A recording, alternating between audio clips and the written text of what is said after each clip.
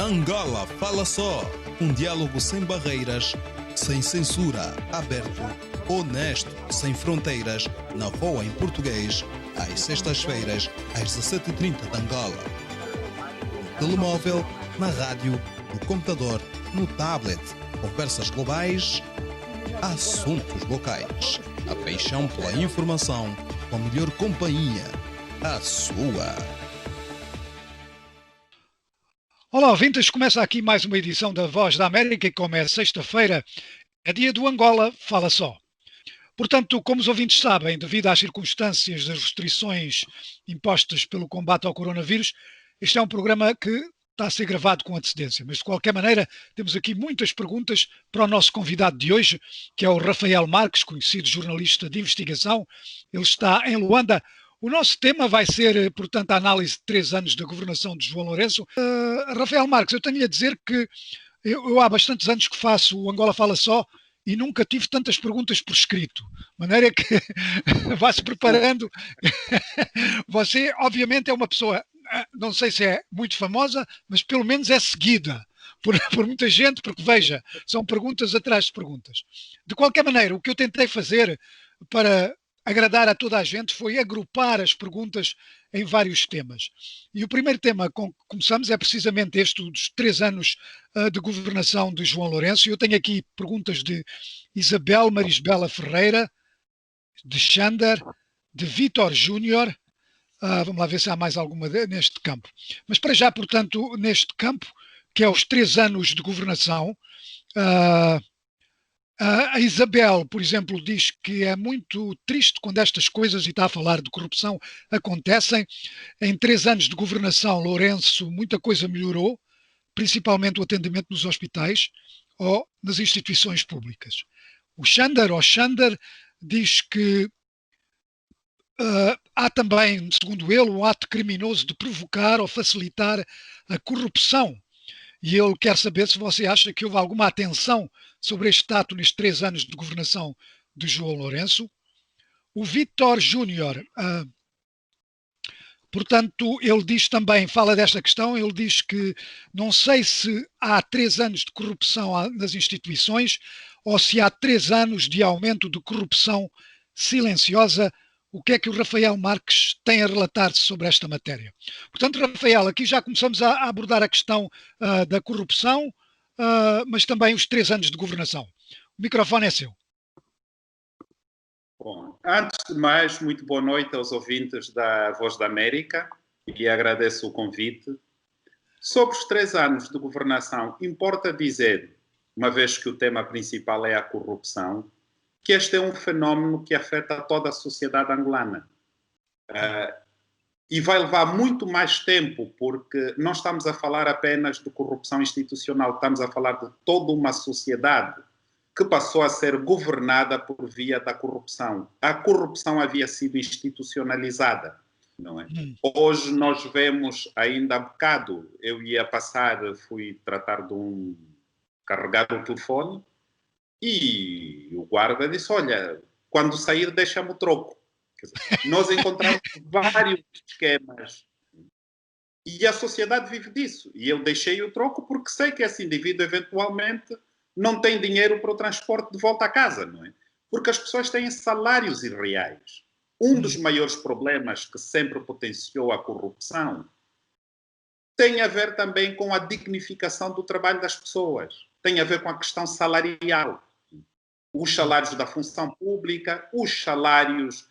Nós temos guardas, e mesmo, por exemplo, que até hoje ganham 25, 30 mil kwanzas por mês, que não é suficiente para eles pagarem o transporte de e para o trabalho. Então, este indivíduo todos os dias tem de arranjar um esquema. Aqui falamos da pequena corrupção a todos os níveis. Sim. E depois temos a grande corrupção, que é aquela dos indivíduos empoderados, que têm cargos políticos e noutras estruturas da administração do Estado, que pronto, como o caso, temos agora o caso de São Vicente, não é? Que falamos em bilhões de dólares. Exatamente. Que desaparecem dos cofres do Estado e que deveriam servir para garantir a melhoria das condições da população, gerar empregos, gerar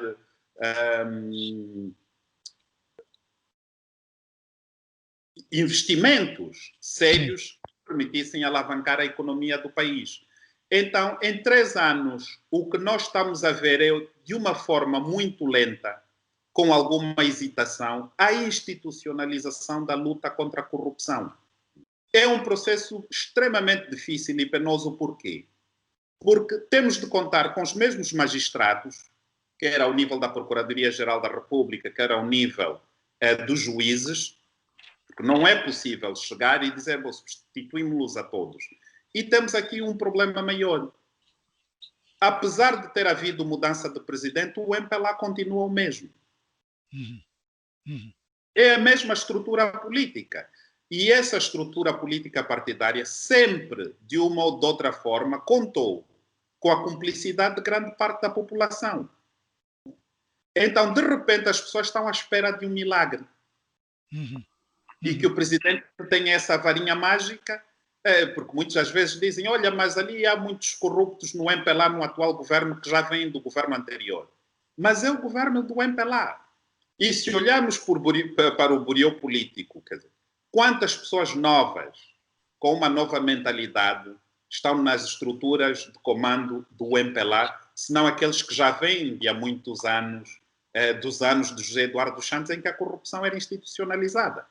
Não é? Então, o fundamental nisso é a sociedade perceber que tem uma oportunidade extraordinária e tem um momento de abertura para nós começarmos a discutir e a participar das decisões, ou pelo menos em promover uma nova mentalidade, uma nova atitude, novas ideias que permitam ter um governo diferente.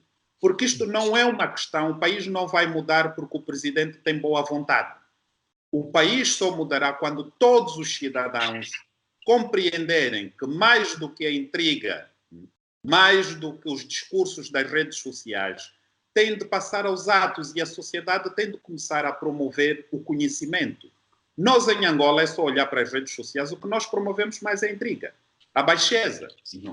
Nós não promovemos o conhecimento. Então, como é que vamos mudar as coisas se nos entretemos simplesmente a promover baixarias?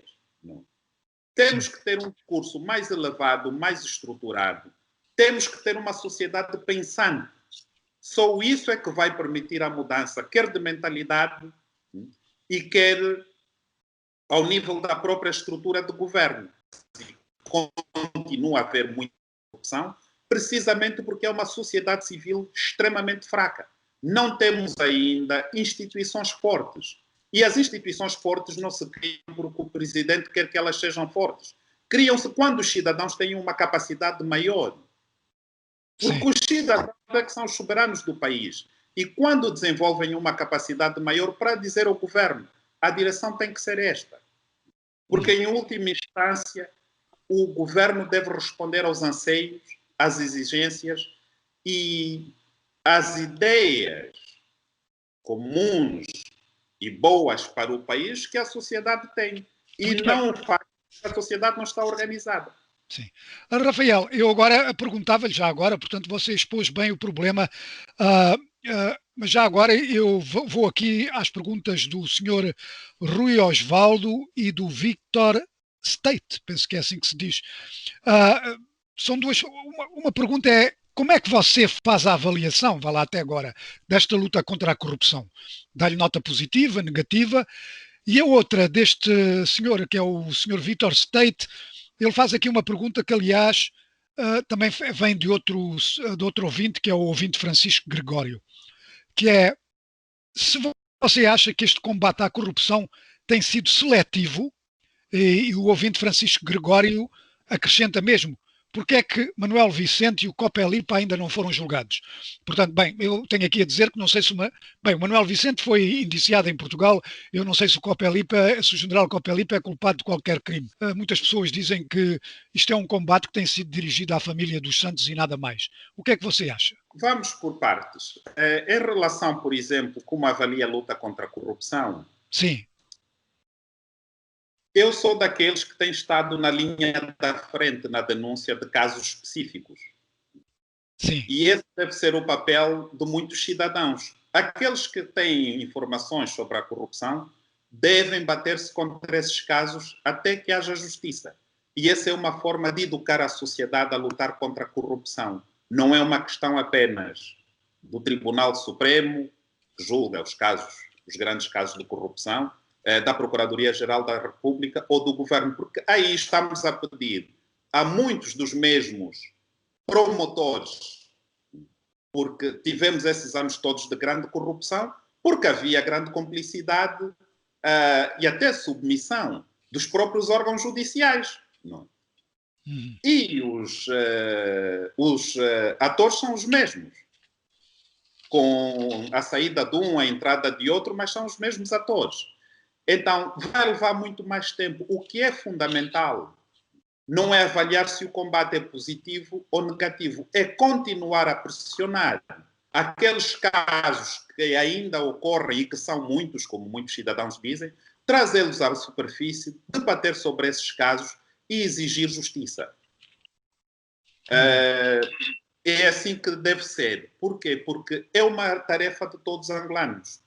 Em relação à seletividade ou não do combate à corrupção, sim, é uma questão que a todos, e qualquer bom analista e qualquer pessoa de bom senso, nota que há muitas fraquezas por parte da Procuradoria-Geral da República, por exemplo. E vou anotar uma. Não é? Temos aqui o caso dos 900 milhões de dólares sim, como se chama o senhor, o Carlos Vicente, São sim. Vicente. Só depois da notícia vir a público, passados 2 anos, é que a Procuradoria-Geral da República vem dizer, através de uma fonte, nem sequer num comunicado oficial, que participa das investigações com as autoridades suíças. Com este dinheiro todo, por que é que não comunicou? Eu conheço muitos casos de cidadãos comuns que são detidos em prisão preventiva por dívidas pequenas, por casos menores, aliás, de forma arbitrária. E temos aqui um caso de 900 milhões de dólares em que não há consequências visíveis contra o autor deste saque. Então, aí nós podemos notar as fraquezas da própria Procuradoria-Geral da República. E falo por quê? Por uma decisão política? Por falta de estratégia de comunicação? Por quê? É isso que nós temos de continuar a pressionar para sabermos efetivamente onde está o problema. Por que é que só depois de 2 anos vem a Procuradoria dizer que está a investigar este caso? Quando devia partir dos próprios angolanos, das próprias autoridades angolanas, a iniciativa de informar os cidadãos. Em relação, muito se tem dito que só se combate a família dos Santos. Isso também não é verdade. Não é verdade por quê? Se formos, por exemplo, às províncias, Sim. há muitos indivíduos ao nível das administrações provinciais que estão na cadeia por casos de peculato. E são cidadãos angolanos também. E muitos até de forma arbitrária. Sim. Há muitos processos até mesmo contra dirigentes. A questão que se coloca, e aí é mais a nível político até, por exemplo, há vários membros do Parlamento, vários deputados, ministros e outros, com processos em tribunal, até comandantes da polícia. Muito bem. Ou, pelo menos, junto da Procuradoria-Geral da República. Então, tem de haver uma discussão maior, quer dizer, tem de se começar a promover a ideia de que indivíduos que sejam indiciados por atos graves de corrupção, abuso de poder e outras práticas, devam colocar os seus cargos à disposição. Então, esse é o debate que nós devemos realizar na sociedade. Em vez de estarmos sempre a atirar pedras, não é a Isabel, não. Quer dizer, a Isabel não é a única cidadã neste país que está com problemas por atos de corrupção. Há muitos cidadãos, há centenas de cidadãos, e muitos com cargos elevados. Agora, O ponto que se coloca é porque é que muitos deles continuam no Parlamento. Porque é que muitos Sim. deles continuam em funções. Mas, Caso, sim, Rafael, eu queria só aqui fazer uma pequena interrupção. Ah, Você acha que no caso de, vá lá, de personalidades como só um ponto só para esclarecer. Quando é que a Isabel, por exemplo, muitos dizem que a Isabel é perseguida, quando é que a Isabel foi constituída arguida? sim. Pronto, continuamos. Muito bem. Agora, eu queria precisamente perguntar isso. Há quem aventa a possibilidade de, vá lá, de não serem tomados. Bem, isto também levanta a possibilidade de Procuradoria não ser independente, mas que não se pode levantar processos a certas figuras de grande peso, sem mencionar nomes aqui, mas já fizemos aqui há pouco tempo atrás, porque Mas isso mencione, por favor, para responder. por exemplo, Manuel Vicente e o general Copelipa, porque isso poderia causar problemas sérios políticos dentro do MPLA e ao próprio presidente. Você acha que isto é real, não é? Quantas propriedades atribuídas a Manuel Vicente, o general Copelipa e o general Dino já foram recuperadas pela Procuradoria-Geral da República? É uma ocorrência regular, parece-me.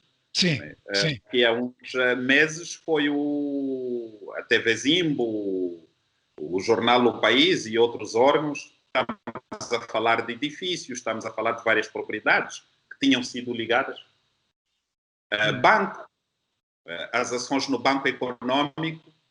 Então, não é verdade, e eu sei que muitas vezes o general Copelipa tem sido ouvido pela Procuradoria-Geral da República, o general Dino, e Manuel Vicente tem imunidades até 2022, é o que está na Constituição. Sim. Angola pediu processo para julgar. No caso do Manuel Vicente, vamos ver se em 2022 é julgado ou não, mas há um compromisso das autoridades angolanas em determinado prazo de imunidade, sim. de imunidade que a Constituição lhe confere, ser julgado pelo caso em Portugal e, eventualmente, por outros. Mas não é verdade que o general Copelipa não tem sido ouvido. Aliás, tem sido ouvido e, por aquilo que eu sei, tem sido bastante prestável nas suas idas à Procuradoria-Geral da República. Muito bem. Olha, eu só queria aqui dizer uma coisa que é, quando eu fiz estas perguntas mencionei uma série de ouvintes, mas havia aqui um ouvinte, eu também quero mencionar o nome dele, que tinha feito precisamente a mesma pergunta sobre esta questão da alegação de perseguição a José Eduardo dos Santos, à família dos Santos, era o ouvinte Jaime Sangueva. Rafael, voltando agora, antes só para terminarmos talvez esta primeira meia hora, não, ainda temos um bocadinho de tempo, esta questão dos 900 milhões de dólares do senhor São Vicente, isto foi algo que o surpreendeu? Não surpreendeu, antes pelo contrário. A partir daqui as pessoas começam a perceber o nível de pilhagem que ocorreu neste país. Se só o São Vicente, numa conta, tem 900 milhões de dólares, não é? Sim. E normalmente esses indivíduos não colocam todos os ovos na mesma cesta. Sim, sim. Devemos estar a falar de muito mais dinheiro. E como é que ele obteve esse contrato? Como é que ele conseguiu essa engenharia? Não poderia ter sido sem conhecimento da Presidência da República, na altura do José Eduardo dos Santos. Pois.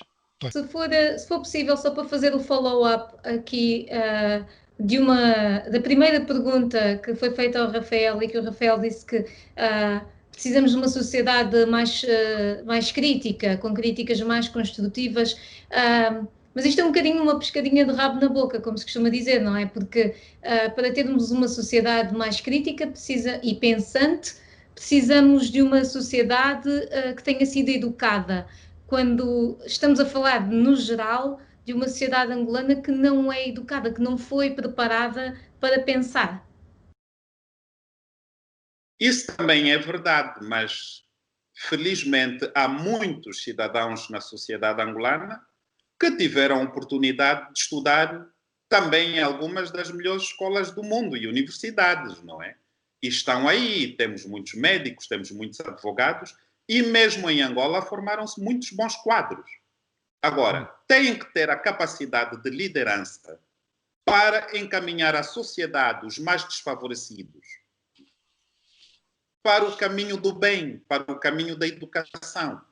E o que há hoje na sociedade angolana, e eu noto isso com alguma satisfação, por exemplo, hoje já há muitos setores que se abrem, por exemplo, à solidariedade.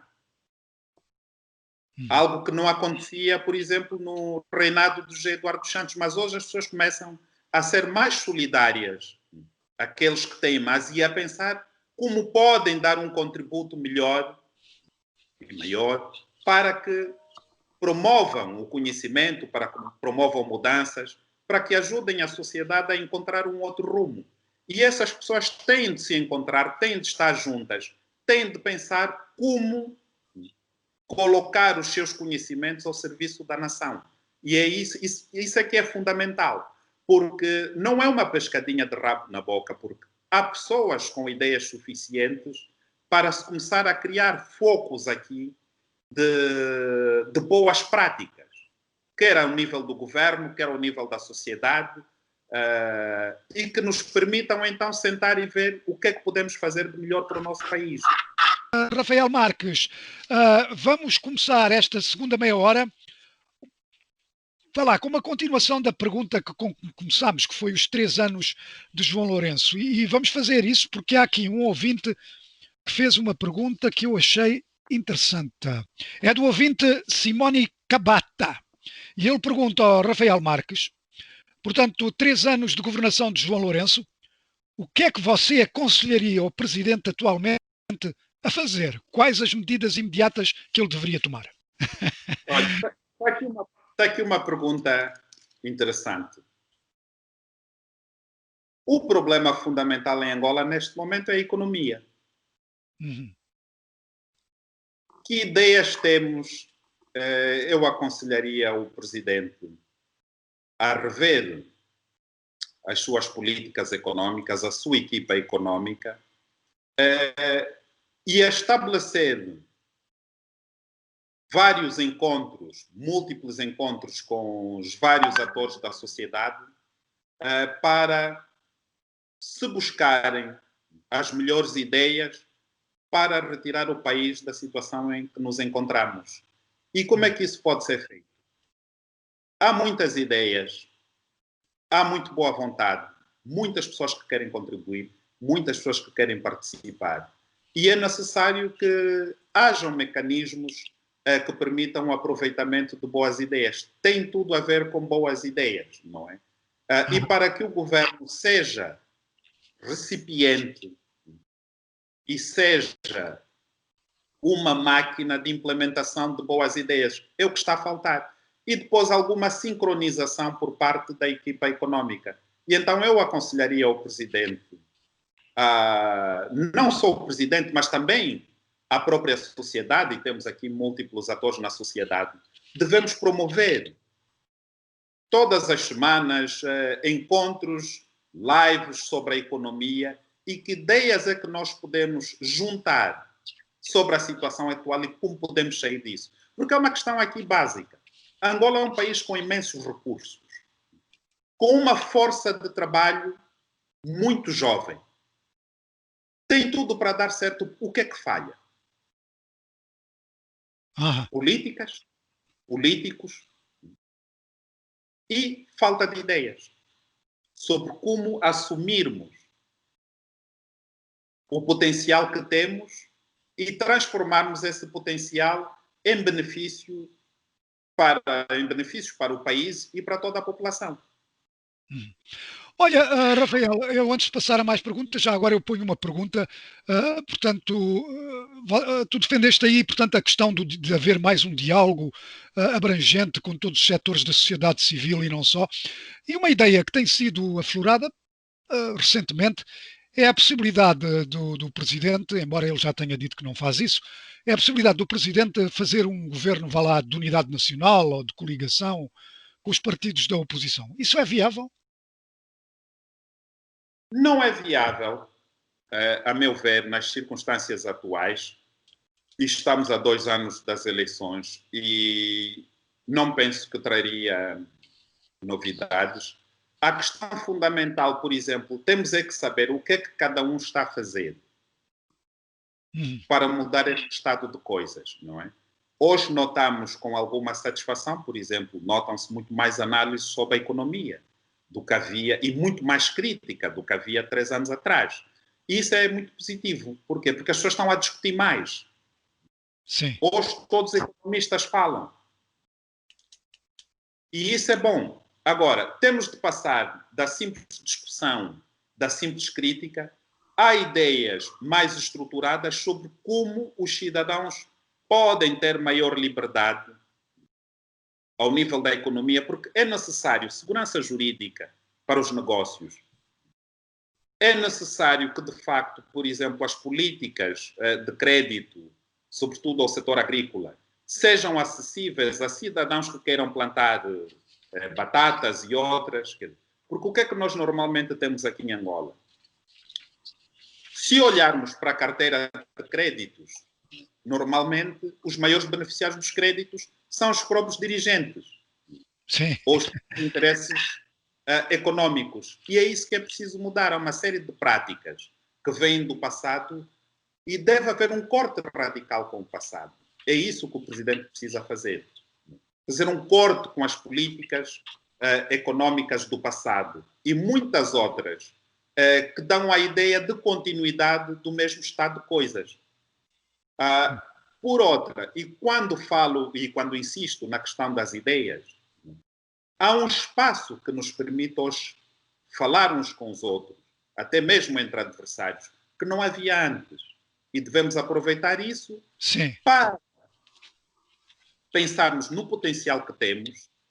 Por exemplo, aqui há uns tempos, meses, o Ministro do Comércio sugeriu que as pessoas passassem a tomar ao pequeno almoço batata doce com mandioca, jinguba, produtos locais, e que para substituir o pão. Bom, esses produtos locais são mais caros que o pão. É o problema, é. Se estivesse mais exposto à realidade do seu próprio país, daria conta que só um rico ou alguém que vive no mato, junto do sítio de produção, não é? Pode dar-se ao luxo de comer todos os dias mandioca, jinguba e batata doce. Porque aqui nas cidades é muito mais barato comprar pão e tomar chá com pão do que comer batata doce com jinguba, por exemplo. Então, é necessário que haja um maior conhecimento da realidade, porque há muita fome em Angola, há muita miséria em Angola. Sim. E ter todos estes recursos à disposição no país. Falta uma equipa económica que pense na fome, que pense no estado atual do país e não nos interesses de grupo. Muito bem. Rafael, agora eu tenho aqui muitas perguntas sobre a questão das eleições. Portanto, como eu disse, são muitas. Eu tentei também agrupá-las. O ouvinte António Pires pergunta se você acha que nas próximas eleições, se outro partido qualquer ganhar, será o MPLA aceitará a entrega do poder. Ele depois faz aqui considerações, afirmando que as eleições anteriores foram falsificadas e roubadas e, portanto, ele duvida que isso possa acontecer, mas essa é a pergunta dele. Depois tem aqui também uma pergunta do ouvinte Mbalo Nkano, que faz também quais as suas expectativas do pleito eleitoral de 2022. E outra aqui ainda, que é do ouvinte Dário da Paixão Vango. Se você acha que o MPLA deve continuar no poder, e pergunta porque é que a CNE não é independente, se você acha que a CNE não é independente. Portanto, uma série de perguntas sobre as eleições, espero que tenha tomado nota. Pronto. Temos aqui duas questões. Primeiro, para que outro partido ganhe as eleições, é necessário que os cidadãos votem noutro partido.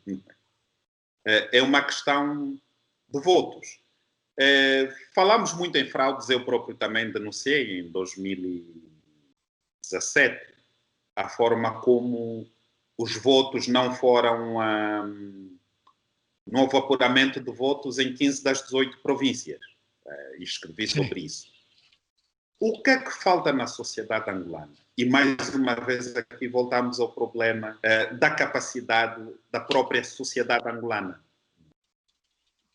As pessoas querem, basicamente, que o mesmo MPLA que está no poder é que mude tudo, que o mesmo presidente é que mude tudo. Por quê? Aqui o cidadão, por exemplo, coloca a questão da independência da CNE. Durante esses 3 anos, qual foi a pressão que os partidos políticos da oposição, que a própria sociedade civil fez para garantir maior independência da CNE? Falhamos. Aliás, houve uma grande polêmica, até pela forma como o presidente do Conselho Nacional Eleitoral foi basicamente empossado, não é? Mesmo havendo providências cautelares interpostas até por um juiz do Tribunal Supremo que concorreu às eleições. E essa providência cautelar ainda não foi ouvida. Quer dizer, nós, em princípio, temos um problema gravíssimo em Angola. Gritamos 2, 3 dias, vamos para casa, cuidamos do nosso estômago, e depois, quando chega a altura das eleições, mesmo a própria oposição começam a reclamar fraude, quando temos 5 anos para tratar destas questões todas com vigor. E isso não é feito. Se outro partido ganhar, obviamente que só haverá democracia efetiva quando haver também alternância de poder. Isso é desejável também na sociedade angolana. Mas para que isso aconteça, é necessário que haja um trabalho maior, que haja maior pressão, que haja maior discussão e que haja maior informação junto do público. Porque quando se trata aqui da questão, por exemplo, quando o presidente do Conselho Nacional Eleitoral foi empossado, apesar até de haver providência cautelar, contra a forma como ele foi escolhido ou eleito, não houve, por exemplo, nenhum partido da oposição disse, olha, espera lá, vamos também interpor aqui recursos, vamos sentar, vamos fazer uma conferência, vamos discutir o estado atual do Conselho Nacional Eleitoral. Temos aqui um outro problema. Se o MPLA deve continuar no poder, como já disse, é saudável que o poder seja determinado pela vontade popular. E devemos submeter-nos à vontade popular. A alternância do poder é um elemento essencial de qualquer processo democrático. E isso também é requerido para Angola. Agora, a questão fundamental é como vamos garantir que a vontade popular expressa nas urnas seja certificada e seja garantida como tal. É um trabalho que não podemos fazer quando chegarmos no dia das eleições. É um trabalho que tem que ser feito ao longo dos 5 anos. E isso não está a ser feito. E as pessoas agora estão a dizer, olha, há um slogan ali, ou em 2022 vais gostar. As pessoas entretêm-se com essas mensagens nas redes sociais. Não é? Mas depois não há trabalho comunitário, não há trabalho de fundo para garantir que nós tenhamos outras instituições à altura de respeitar a vontade popular. Sim. Olha, Rafael Marques, ainda bem que você mencionou vais gostar, porque tinha aqui uma pergunta do ouvinte Adério de Santos sobre isso. Mas ainda sobre a questão política, sobre a questão das eleições, há 2 perguntas. Uma é do ouvinte David Moussa, que pergunta qual é a sua opinião sobre a rejeição da legalização do para já servir Angola de Abel Chivucovuco. Portanto, nós sabemos que Abel Chivucovuco tem acusado frontalmente o Tribunal Constitucional de, segundo ele, estar a pôr entraves à legalização do partido por ordens, vá lá, do governo. E a outra pergunta que eu tenho aqui é sobre vá lá, o adiamento, mais ou menos confirmado oficialmente, das autárquicas. Mas vamos começar com o para já e depois das autárquicas. Sim. Olha, minha opinião pessoal. Nada impede, até hoje, por exemplo, e temos várias lives, nada impede que os promotores do para já organizem um evento a falar do seu caso e juntem até outros setores da sociedade para discutir o seu caso e com advogados e outros para que a sociedade compreenda o que realmente se passou com a decisão do Tribunal Constitucional. Que os promotores do para já organizem eventos públicos para fazer valer as suas posições. E é isso que é importante. Não basta apenas que hajam entrevistas a dizer que foram desconsiderados, não é? Por exemplo, há toda uma série de processos que foram apresentados. O para já tem advogados, o para já tem muitos simpatizantes, pelo que vejo. Podem organizar eventos, podem organizar uma conferência, podem organizar petições, podem organizar, partilhar os recursos, fazer estudos sobre isso. Para quê? Para que a sociedade comece a ter material suficiente para ajuizar até que ponto a justiça anda bem ou anda mal e as posições dos próprios políticos. E também nada obsta, apesar deste chumbo do Tribunal Constitucional, que os promotores do para já, reunidos de outra forma, continuem a lutar pela democracia em Angola e continuem a lutar em defesa dos interesses do povo angolano. Não é? Podem fazê-lo, devem fazê-lo, mas é fundamental, porque a questão não está só na legalização do partido. A questão está nos atos cotidianos que as pessoas devem tomar em prol da sociedade angolana. Olha, já agora as autárquicas. Nas condições atuais, a própria oposição sabe que não era possível organizar autárquicas. Aliás, a oposição tem estado praticamente quieta sobre este assunto. Agora, qual é a preparação que está a ser feita para que no próximo ano se realizem as eleições gerais e autárquicas? Porque este ano já não acontecerá nada, não é? Sim. Aliás, ninguém faz por isso. Mas então, qual é a preparação, qual é a discussão que está a ser levantada para que no próximo ano, impreterivelmente, se realizem as eleições gerais e as autárquicas? Até hoje ainda continuamos por definir a questão da realização das autárquicas, se é por quantas autarquias avançarão nas primeiras eleições, como serão escolhidas. Essa discussão ainda não foi concluída. Ok. Rafael, agora, como estamos a aproximar-nos do fim, eu tenho aqui também muitas perguntas que são dirigidas pessoalmente a si. E eu creio que você já falou sobre isto várias vezes, mas de qualquer maneira. Mas antes disso, eu queria também dizer aqui que houve um ouvinte também que fez essa pergunta do para já e eu não mencionei o nome dele. Houve vários. E tenho aqui o ouvinte Banto Koisan. Portanto, ele também enviou essa pergunta sobre o para já. Mas, Rafael, agora vá lá. Perguntas relacionadas com a sua atividade. E temos muitas perguntas. Eu creio que não são novas, creio que já ouvi falar disto, mas de qualquer maneira, aqui vai. O Álvaro Figueira pergunta se é verdade que o seu projeto, o Folo, foi patrocinado pelo Gatuno. Isto é as palavras dele, que faliu o Bessa Álvaro Sobrinho. Portanto, o Folo, uma organização que você fundou, eu creio que o Folo significa liberdade em quimbundo, não é? Muito bem.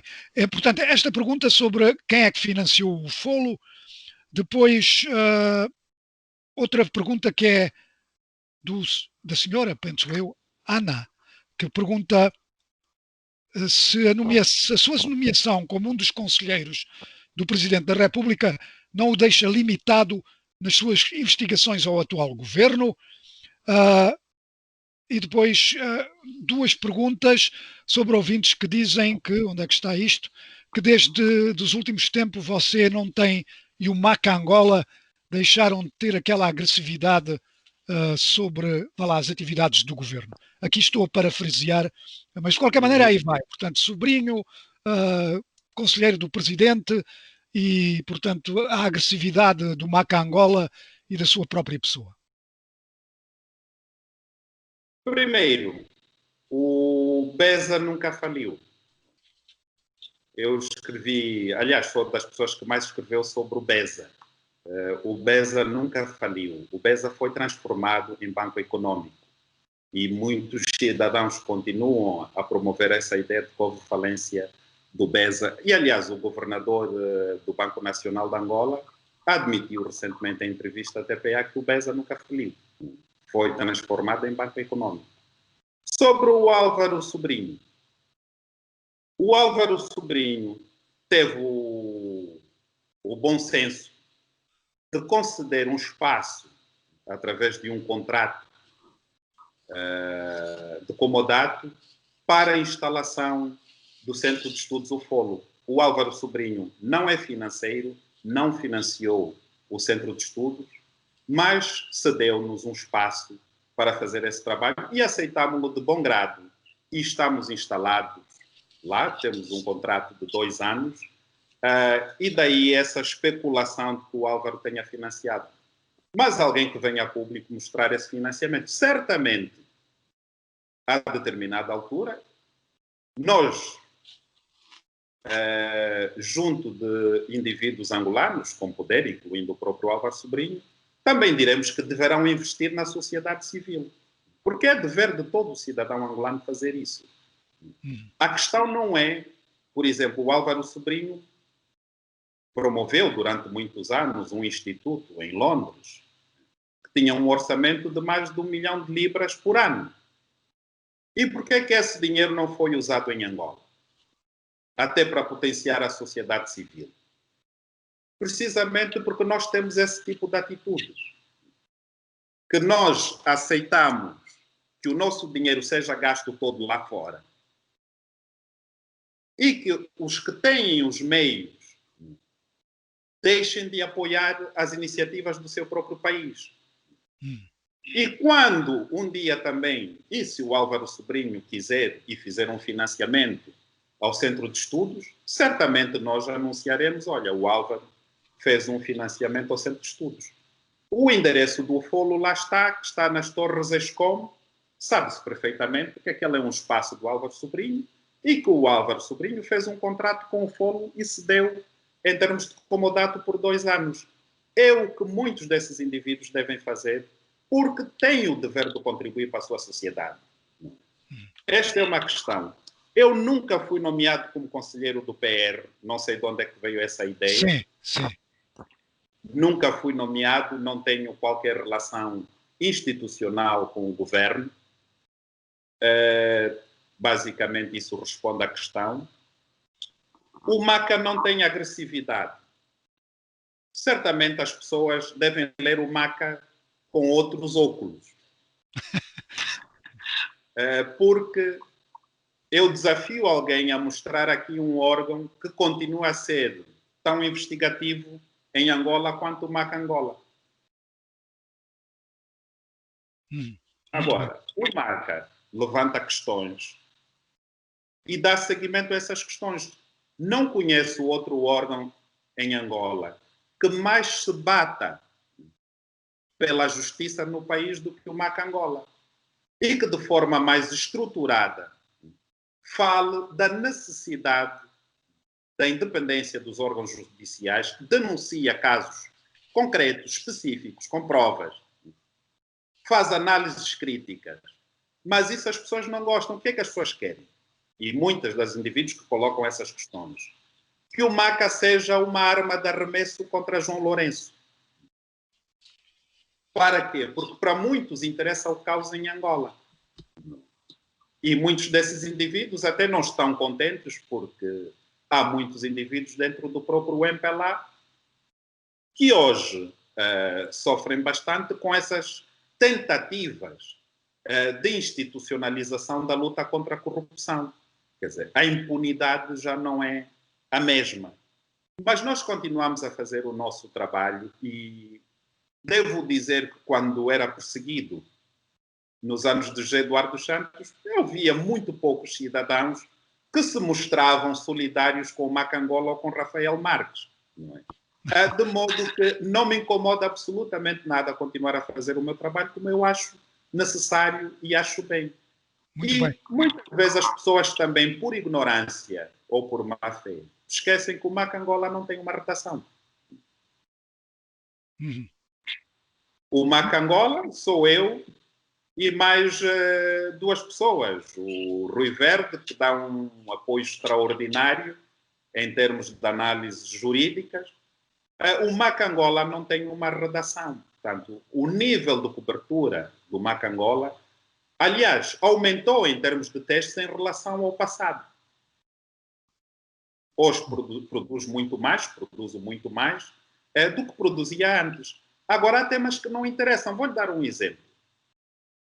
Eu estou há mais de um mês a bater contra o uso de um berbequim de construção civil para fazer cirurgias ortopédicas no Hospital Geral do Mochico, que é a maior província de Angola, que é 2 vezes o tamanho de Portugal.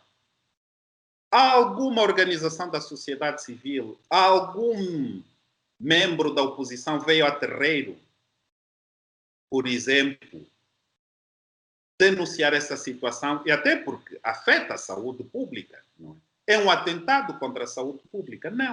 Não interessa nada, porque não diz... Se for um artigo a falar de João Lourenço, pronto.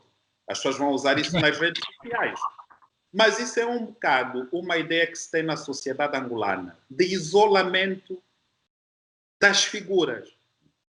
E há um grande problema, porque fui recebido 1 ou 2 vezes pelo Presidente da República, e isso incomodou muita gente. Mas eu sou um cidadão como qualquer outro, e se o Presidente concede-me essa honra de falar com ele, muito bem.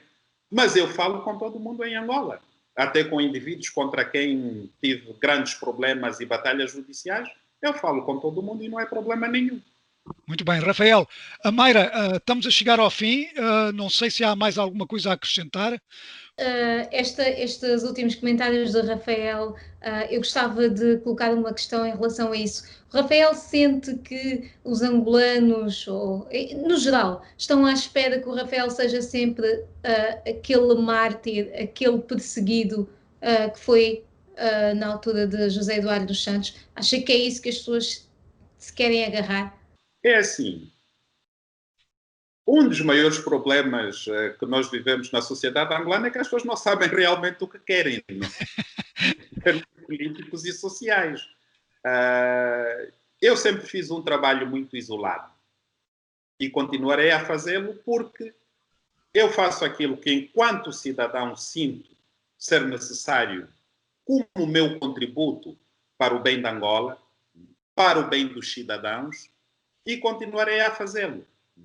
Agora, eu não é o que a sociedade diz, não é o que os cidadãos dizem que me impela a fazer ou a deixar de fazer.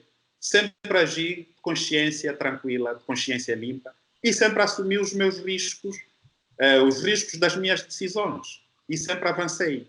E continuo a fazê-lo.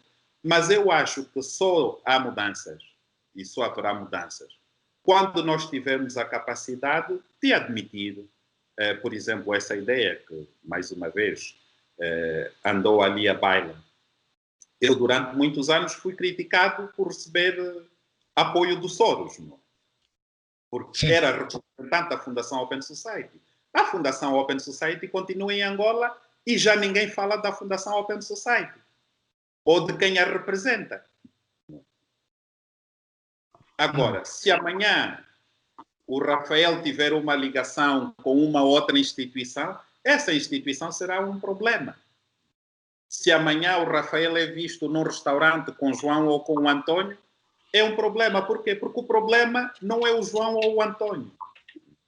O problema é a dificuldade que as pessoas têm em lidar com uma consciência independente que faz aquilo que acha correto e ponto final. eu não estou aqui para fazer frentes a ninguém. Muito bem. Rafael Marques, vamos ter que terminar aqui. Nós queremos agradecer-lhe imenso a sua participação e eu quero também agradecer a todos os ouvintes. Como eu disse, Rafael, olha, isto são páginas e páginas de perguntas. Eu tentei, portanto, agrupá-las para ter todas as perguntas. Houve certos ouvintes que eu não mencionei, que estiveram nesse grupo de perguntas. Eu quero agradecer a todos os ouvintes. A Voz da América quer agradecer a todos os ouvintes, especialmente ao Rafael Marques pela participação. Esperemos que volte em breve. Muito obrigado. Obrigada, Rafael. Angola Fala Só. Um diálogo sem barreiras, sem censura, aberto, honesto, sem fronteiras, na Voa em português, às sextas-feiras, às 17h30 de Angola. No telemóvel, na rádio, no computador, no tablet. Conversas globais, assuntos locais. A paixão pela informação, com a melhor companhia, a sua.